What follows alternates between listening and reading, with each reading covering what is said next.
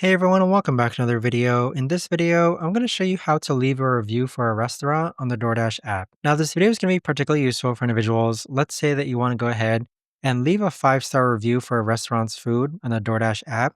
How do you actually go ahead about doing so? Now this video is going to be short, sweet, and simple guys. There's not going to be a lot of steps involved. Now, in order to do this, what you're first going to do is log on to the DoorDash app. Next, click on your profile icon in the upper right hand corner. Afterwards, click on Orders on the left hand side, then click on Receipt on the restaurant which you want to go ahead and review.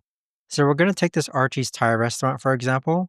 Click on Receipt and then click on Rate Store on the right hand side. So on this page here, you could actually leave a thumbs up or a thumbs down or a heart, and then you could actually leave your review here. But that right there, guys, is the best and easiest way that I know of to actually go ahead and leave a review for a restaurant on the DoorDash app. If you guys know of a better or easier way to actually do this, let me know in the comments down below. I would love to know.